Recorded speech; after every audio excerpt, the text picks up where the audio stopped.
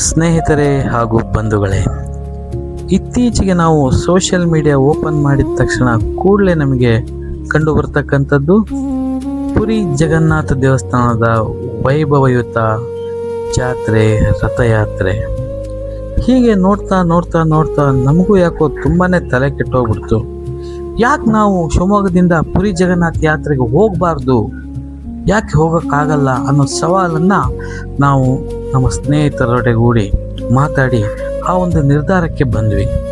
ಹೀಗೆ ನಿರ್ಧಾರ ಮಾಡಿದ ನಂತರ ಮೊದಲಿಗೆ ಏನು ಮಾಡಬೇಕು, ಫ್ಲೈಟಲ್ಲಿ ಹೋಗೋದಾ, ರೈಲಲ್ಲಿ ಹೋಗೋದಾ, ಅಥವಾ ಇನ್ನೇನಾದರೂ ವ್ಯವಸ್ಥೆ ಇದೆಯಾ ಅನ್ನೋದು ಹುಡುಕೋ ಪ್ರಯತ್ನ ಮಾಡಿದ್ವಿ.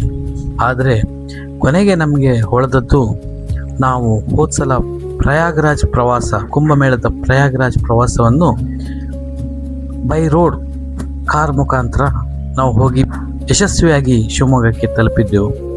ಯಾಕೆ ನಾವು ಈ ಪುರಿ ಜಗನ್ನಾಥ್ಗೆ ಅದೇ ರೀತಿಯಲ್ಲಿ ಕಾರಲ್ಲಿ ಹೋಗಬಾರ್ದು ಅನ್ನೋ ವಿಚಾರ ಮಾಡಿ ಕೊನೆಗೊಂದು ದಿನ ಡಿಸೈಡ್ ಮಾಡಿಬಿಟ್ವಿ, ನಾವು ಕಾರಲ್ಲೇ ಹೋಗೋಣ,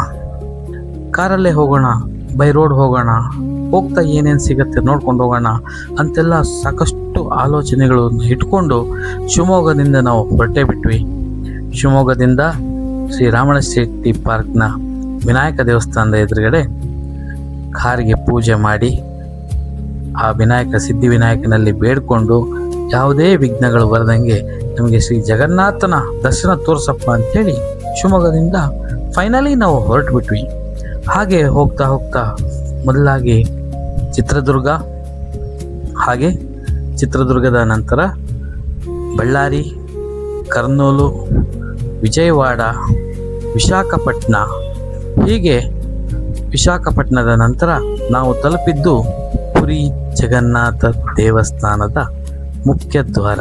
ನೀವೇನು ನೋಡ್ತಾ ಇದ್ದೀರಾ, ಈ ಪುರಿ ಜಗನ್ನಾಥ ದೇವಸ್ಥಾನದ ಮಹಾದ್ವಾರದ ತನಕ ನಾವು ನಮ್ಮ ರಾಮಣ್ಣ ಶ್ರೇಷ್ಠಿ ಸಿದ್ಧಿವಿನಾಯಕ ಸ್ವಾಮಿಯ ಕೃಪಾ ಕಟಾಕ್ಷದಿಂದ ಇದುವರೆಗೂ ಈ ಮಹಾದ್ವಾರವನ್ನು ತಲುಪಿದ್ದೇವೆ, ಯಶಸ್ವಿಯಾಗಿ ತಲುಪಿದ್ದೇವೆ.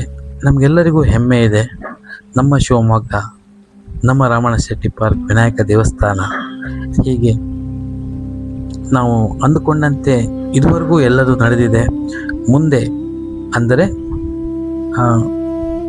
ಶುಕ್ರವಾರ ದಿವಸ, ನಾಳೆ ದಿವಸ ರಥವನ್ನು ಪುನಃ ದೇವಸ್ಥಾನಕ್ಕೆ ಕರೆತರುವಂಥ ಕಾರ್ಯಕ್ರಮ, ಪೂಜೆ ಪುನಸ್ಕಾರಗಳು, ಸಾಕಷ್ಟು ಕಾರ್ಯಕ್ರಮಗಳನ್ನು ಈ ದೇವಸ್ಥಾನದ ವತಿಯಿಂದ ಹರಡಿಕೊಂಡಿದ್ದಾರಂತೆ. ಆ ಒಂದು ಕಾರ್ಯಕ್ರಮಕ್ಕೆ ನಾವು ಪಾಲ್ಗೊಳ್ಳಬೇಕಂತೇಳಿ ಪಣ ತೊಟ್ಟು ಇಲ್ಲಿ ತನಕ ಬಂದಿದ್ದೇವೆ. ಹೀಗೆ ಆ ಸ್ವಾಮಿ ಸಿದ್ಧಿವಿನಾಯಕನ ಆಶೀರ್ವಾದ ಹಾಗೂ ಶ್ರೀ ಜಗನ್ನಾಥನ ಕೃಪಾ ಕಟಾಕ್ಷ ನಮ್ಮ ಮೇಲೆ ಹೀಗೆ ಇರಲಿ. ಮುಂದಿನ ವಿಡಿಯೋ ನೋಡಿ.